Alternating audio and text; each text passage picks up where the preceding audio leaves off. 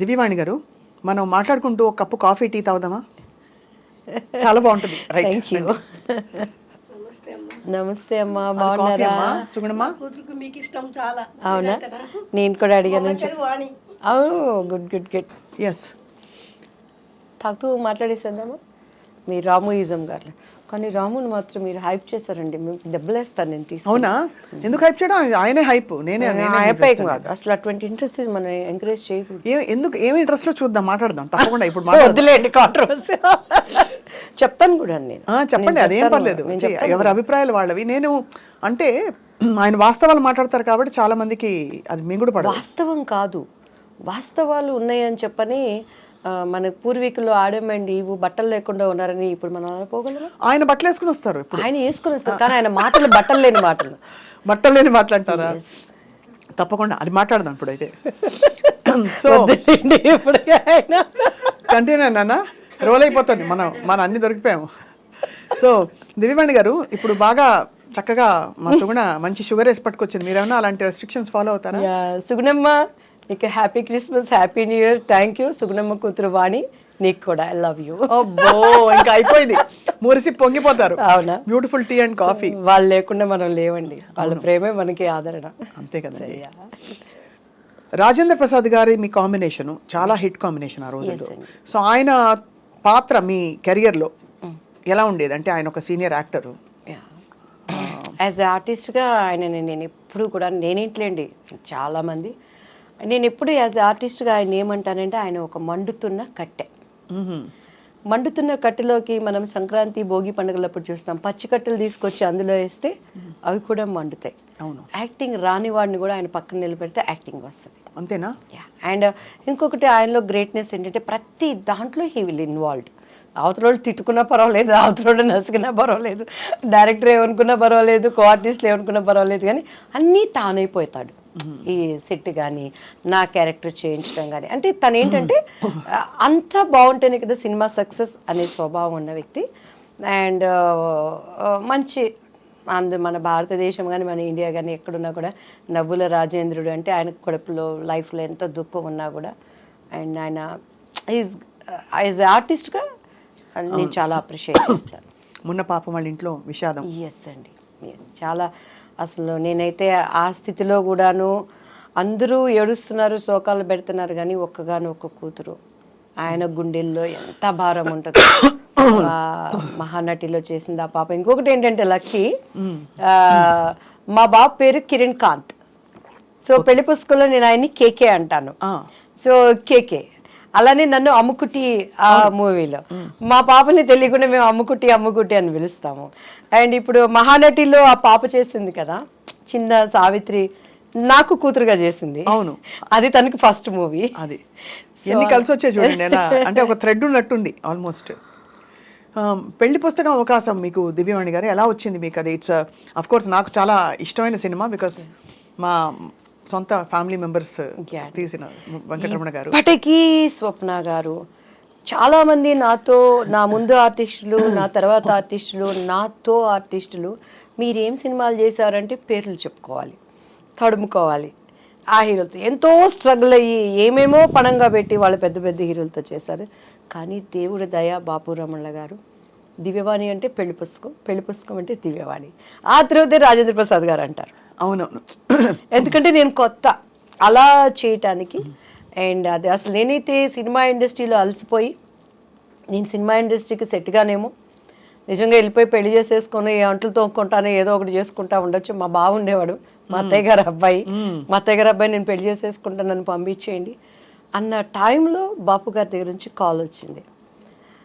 ఇట్లా బాపు గారు చూస్తారంటే ఈయన కూడా అంతే, అందరూ డైరెక్టర్ లాగానే ఉంటారు, వేవేవో మాట్లాడతారు, నేను అలా ఉండను అంటాను. ఇంటికి వచ్చినాక మా అమ్మ ఇండైరెక్ట్గా తిడుతుంది, డైరెక్ట్గా తిడితే మళ్ళీ నన్ను భరించలేరు ఎవరు, ఇండైరెక్ట్గా తిడుతుంది. నేను ఇంకా ఏడ్చుకుంటా చీదుకుంటా ఉంటాను, నన్ను పంపించండి నేను మళ్ళీ చదువుకుంటాను అంటాను. ఇది కూడా అంతేలే అని చెప్పని తలకు బాగా నూనె పెట్టుకున్నాను. అప్పుడు చీర కట్టాలంటే మమ్మీనే కట్టేవాళ్ళు, నాకు అంత కట్టుకోవటం రాదనమాట. సో బాపు గారి దగ్గరికి వెళ్ళినప్పుడు తలకి లక్ ఏంటంటే ఆ రోజు తలస్నానం చేయలేదు, తలకు నూనె పెట్టుకున్నాను. ఆ హోమ్లీ కావాలనేది నాకు తెలీదు. మీకు ఇక మీరు మన రమణ గారి ఫ్యామిలీ అని అంటే మీకు తెలుసు కదా, బాపు గారి రూమ్ పైన పెద్ద రూమ్, అన్ని పుస్తకాలు, చిన్న ఆయనగా ఆయన కూర్చొని బొమ్మలు గీసుకుంటున్నారు. మన రమణ గారు ఉన్నారు కదా, రమణ గారు తీసుకెళ్లారు. ఈ అమ్మాయి కొత్త అమ్మాయి అండి దివ్యవాణి గారు అనగానే చూశారు బాపు గారు, నమస్కారం అండి అని కూర్చున్నాను నేను.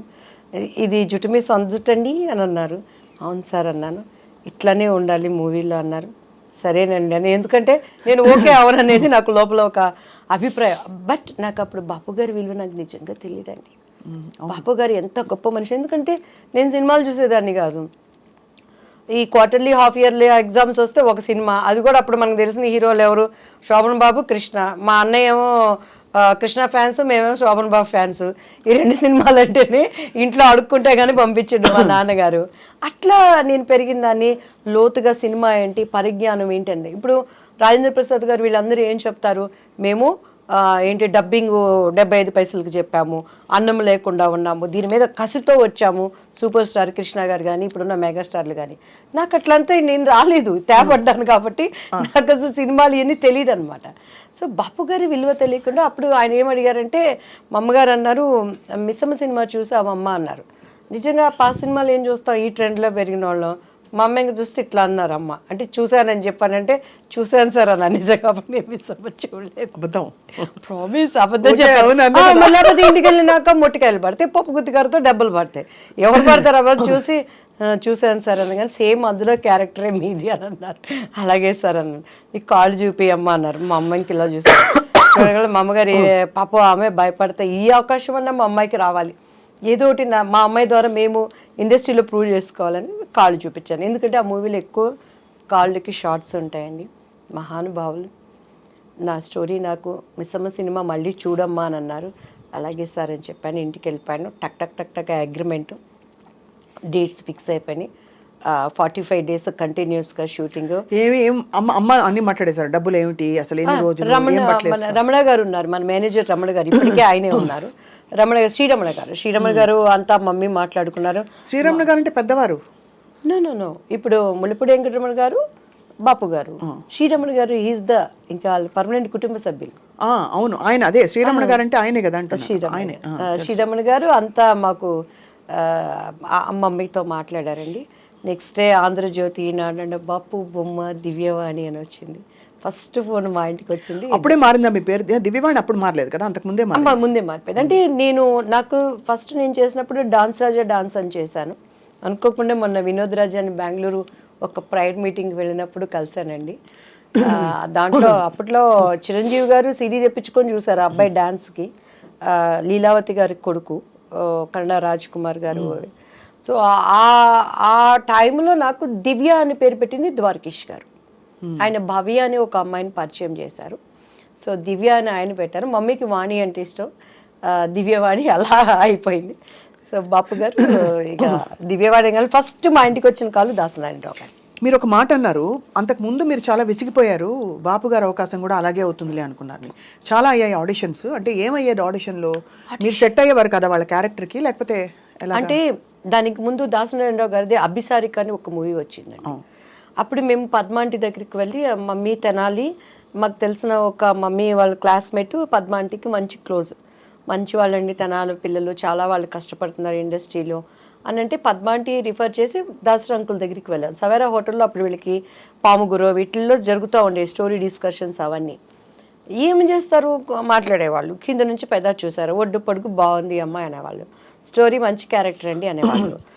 కొంచెం మీరు బయట కూర్చోండి అమ్మాయితో మాట్లాడతాం అనేవాళ్ళు. మా అమ్మాయికి ఇటు చూసేదాన్ని నేను, ఇంకంతే.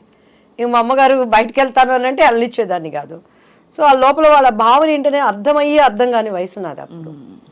సో అలా ఇక మా అమ్మగారు నన్ను వదిలిపెట్టేవాళ్ళు కాదు. మొన్న కూడా చౌదరి గారు అని చెప్పని ఒక ఆయన ప్రొడ్యూసర్ కలిసారండి. అప్పుడు అర్జున్ సర్జాతో ఒక మూవీ చేయాల్సింది, శారదాంటి మెయిన్ క్యారెక్టర్. అందులో అంతా డేట్స్ వరకు వచ్చింది, అంతా ఓకే అన్నారు, క్యారెక్టర్ మిస్ అయిపోయింది. కాదు అంటే అంత ఓపెన్గా మిస్బిహేవ్ చేసేవారా? నా దగ్గర మిస్బిహేవ్ చేసి నా దగ్గర బతికి బట్ట కడతాడండి వాడు ఎవడైనా. అదే అందుకని ఎందుకంటే ఇప్పుడు జీలో అప్పుడు ఉండేది. అదే మీరు బోల్డ్ గా కనిపిస్తున్నారు చాలా.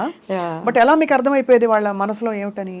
అంటే మా మమ్మీతో మాట్లాడేవాళ్ళు. మా మమ్మీ అమ్మాయి చిన్నపిల్లండి, తను ఫ్రెండ్లీగా మంచి ఆర్టిస్ట్ అండి, మా అమ్మాయిలో టాలెంట్ ఉందండి అని అలా అనేవాళ్ళు. ఇంటికి వచ్చినాక డిస్కషన్ జరుగుతుంది కదా. నన్ను బాగా రెచ్చగొట్టేది మా అక్క అయితే, చూడు నువ్వు చేయాల్సిన క్యారెక్టర్ అమ్మాయి చేసింది చూసుకుంటే, నా చేసుకొని నాకేంది, నేను ఎప్పుడు ఏ క్యారెక్టర్ పోయిందని ఏడ్చింది లేదండి. ఈవెన్ దో మిస్టర్ బెళ్ళానికి కూడా బాపు గారు, రమణన్ల గారు, రాజేంద్ర ప్రసాద్ గారికి ఇప్పుడు ఒక మనసు ఉంది, మన ప్రతి ఒక్కరికి ఒక అంతరాత్మ అనేది ఉంటుంది. ఈవెన్ ఆమెనికి కూడాను వాళ్ళ గుండె మీద చేసుకుంటే మినిమం మ్యాక్సిమం ఎక్స్ట్రీమ్ ఈ క్యారెక్టర్ అమ్మాయి అయితే బాగుంటుందని చెప్పని ఎంత ప్రయత్నం చేశారు, ఎంత ప్రయత్నం చేశారు. నేను ఆయనకి సారీ కూడా చెప్పాను, రాజేంద్ర ప్రసాద్ నా భవిష్యత్తును గురించి జరిగిన విషయాలన్నీ ఆయనకి చెప్పాము, ఏం లేదు ప్రాబ్లం. ఆయన వేరే ఆలోచనలో ఉండేవాళ్ళు, మేము అది అంటే ఇప్పుడు అప్రమత్వం, ఈజ్ గుడ్ ఆర్టిస్ట్ కానీ ఆ క్యారెక్టరు నాకు ఆమెని ఒకరోజు ఫ్లైట్లో కలిసినప్పుడు నాతో చెప్పింది, దివ్యవాణి గారు 1000 సార్లు నాకు ఆ డెక్లో, అప్పుడు సీడీలు డెక్లు ఉండేవి, చూపించి ఇలానే కావాలని చెప్పేవాళ్ళు. మరి ఎందుకు మిస్ అయిపోయారు మీరు? చేయలేదు, ఒప్పుకోలేదు. వాళ్ళు ఒప్పుకోలేదా? రాజేంద్ర ప్రసాద్ గారు అండ్ ఆయన ప్రొడ్యూసర్ ఆయన చేత పార్థసారథి గారు సంథింగ్ ఏదో పేరు ఉందండి. సో అలా. But film industry is very tough place కదా దివ్యవాణి గారు. టఫ్ ప్లేస్ లేనిది ఏదో చెప్పండి స్వప్న గారు. అలా కాదు, రిలేటివ్లీ నేను మీరు అన్నది రైటే, అన్ని ప్లేసెస్ లో టఫ్ ప్లేసే. పనమ్మాయి మన ఇంటికి వచ్చి ఒక పనమ్మాయి పని చేస్తుంది. ఆ అమ్మాయి పొద్దున్న లేసిన దగ్గర నుంచి, రోడ్డు మీద నడుచుకొని వచ్చే దగ్గర నుంచి, ఇంట్లో పని చేసి తను ఓనర్ అనేవాడి దగ్గర నుంచి ఆడదానికి తిరిగి వెళ్ళటానికి టఫ్ కాదు, చాలా టఫ్. ఎక్కడ టఫ్ అక్కడ. కానీ ఇక్కడ ఎంత మొహమాటంగా అందంగా ఉంటుందంటే, మీరు చెప్తున్న సన్నివేశాలు ఆలోచిస్తే, ఇప్పుడు అమ్మగారు ఎంత అర్థం చేసుకుని మిమ్మల్ని తప్పించుకుని కాపాడుకుని జాగ్రత్తగా నెట్టుకొచ్చారు. మీరు అదే చెప్తున్నాను, అలా చేయలేని పరిస్థితులు చాలా మందిని చూసాను. నాకు ఆర్టిస్టుల్ని చెప్పడం ఎందుకులే గానీ అన్నల దగ్గర అంటే కొంతమందికి అది తప్పు అనిపించకపోవచ్చు, అది వాళ్ళ చాయిస్. నేను తప్పని నేను ఎప్పుడు అంటలేదు. నవేడేస్ ఇప్పుడు కూడా నేను అంటున్నాను, నవేడేస్ అవనేది ఫ్యాషన్ అయిపోయింది, కామన్ అయిపోయింది, అది ఎంజాయ్మెంట్ అయిపోయింది. నేను తప్పని ఇప్పటికీ నేను చెప్పట్లేదు. 2 చేతులు కలిస్తేనే చెప్పట్లు, చేతులు కలవనప్పుడు ఈ చేయి కాబట్టి, కాకపోతే మనం అనుకున్న విధంగా హైప్ అవ్వలేవచ్చు. కానీ దేవుడు అనేవాడు ఒకటి ఉంటాడు, న్యాయం అనేది ఒకటి ఉంటుంది. మన అంతరంలో ఒక ఆలోచన పుట్టక ముందే ఈ నోస్ వాట్ ఈజ్ మనం ఆలోచిస్తున్నాం అనే దానిని నిలబెట్టేవాడు ఆయన. సో అది నన్ను ఇంతవరకు నిలబెట్టింది. ఎంతమంది ఉన్న తెలుగు చరిత్ర ఉన్నంత వరకు నా శత్రువు అయినా నా మిత్రువు అయినా ఆ పని అనేది ఉండాల్సిందే. నన్ను అంగీకరించే వాళ్ళైనా అంగీకరించిన వాళ్ళైనా ఆ పాట అనేది దేవుడు అలా దానిని జతపరిచాడు అనుకుంటానండి. అండ్ ఎస్పెషల్లీ బాపు రమణల గారు అసలు ఇండస్ట్రీకి వాళ్ళు విరుద్ధమైన వ్యక్తులు, అంటే వాళ్ళ మనస్తత్వాలు అంత స్వచ్ఛంగా ఉంటాయని. స్వచ్ఛమైన మనుషులు. నాకు జరిగిన అన్యాయానికే మళ్ళీ పాపం వాళ్ళు పెళ్లి కొడుకు మూవీ తీసి అందులో నాకు తెలిసి లాస్ వచ్చింది. అదే అప్పుడు బంగారు పిచ్చి కానీ విజయ నిర్మల్ గారు చేసిందనమాట. సో నరేష్ గారు నేను చేశాము. అది అక్కడేమో చంద్రమోహన్ గారు విజయ నిర్మల్ గారు చేశారు. సో సేమ్ స్టోరీ ప్రజలకు అంతా ఎక్కక అది అనుకున్న విధంగా ఆడలేకపోయింది. బట్ నాకు మంచి పేరు వచ్చింది. దానికోసము వెంకటరమణ గారు తన పక్కనున్న సైటుకి అప్పుడు ఫైనాన్షియల్ దీనికి బాపు గారు ఇచ్చేశారు. అంత స్నేహబంధం వాళ్ళు అసలు చూస్తే రిలేషన్స్ అనుకుంటాం కానీ స్నేహితులు అనేది చాలా రోజుల వరకు నాకే తెలియదండి.